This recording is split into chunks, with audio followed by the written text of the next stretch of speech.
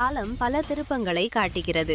ஒரு காலத்தில் விடுதலை புலிகள் மீது போதைப் பொருள் கடத்தல் குற்றச்சாட்டுகளை பகிரங்கமாக முன்வைத்தவர் இன்று அதே போதைப் பொருள் வலையமைப்புடன் தொடர்புடையதாக பொதுவெளியில் பேசப்படும் குற்றச்சாட்டுகளின் பின்னணியில் சிக்கியிருப்பது ஆண்டவன் இருக்கானோ இல்லையோ கர்மாவிடமிருந்து தப்ப முடியாது என்ற உண்மையை மீண்டும் நினைவூட்டுகிறது. உங்களுக்கு தெரியுமோ தெரியாது, பிரபாகரன் போத வஸ்து வியாபாரத்தில் ஈடுபட்டது உங்களுக்கு தெரியாமல் இருக்கலாம்.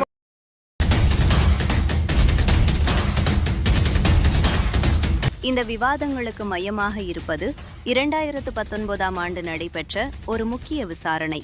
அந்த விசாரணையின் போது ஒரு நவீன ரக துப்பாக்கி குற்றப்புலனாய்வு திணைக்களத்தினரால் கைப்பற்றப்பட்டது. அந்த ஆயுதத்தின் இலக்கங்களை ஆய்வு செய்தபோது அது 2001ஆம் ஆண்டு இலங்கை இராணுவத்தினால் அப்போது அமைச்சராக இருந்த டக்ளஸ் தேவானந்தாவின் தனிப்பட்ட பாதுகாப்புக்காக வழங்கப்பட்ட துப்பாக்கி என்பதும் உறுதி செய்யப்பட்டது. தனது பாதுகாப்புக்காக வழங்கப்பட்ட அந்த ஆயுதம் எவ்வாறு 3ஆம் நபரின் கைகளுக்கு சென்றது என்பதற்கான திருப்திகரமான விளக்கங்களை அவர் வழங்கத் தவறியதாக தகவல்கள் தெரிவிக்கின்றன. இதன் அடிப்படையிலேயே முன்னாள் கடற்றொழில் அமைச்சரும் EPDP கட்சியின் தலைவருமான டக்ளஸ் தேவானந்தா ஆயுதம் தொடர்பான விசாரணைக்காக குற்றப்புலனாய்வு திணைக்களத்தினால் கைது செய்யப்பட்டுள்ளார்.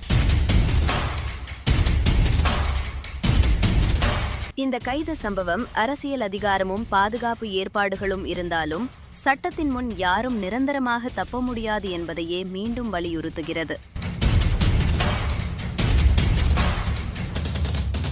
அதே நேரத்தில் இலங்கையின் நீதித்துறை குறித்து பொதுமக்களிடையே நிலவி வரும் நம்பிக்கையின்மை மீண்டும் விவாதத்திற்கு வந்துள்ளது. இந்த வழக்கு முழுமையான நீதிமன்ற விசாரணைக்குள் சென்று எந்த அழுத்தங்களும் இன்றி சட்டப்படி தீர்வு காணப்படுமா அல்லது குறுகிய காலத்தில் மறக்கப்படுமா என்பதே பலரின் கேள்வியாக உள்ளது. நீ எதை விதைக்கிறாயோ அதையே அறுவடை செய்வாய் என்ற பழமொழியை நினைவூட்டும் வகையில் காலம் ஒரு நாள் தன் கணக்கை கேட்டே தீரும்.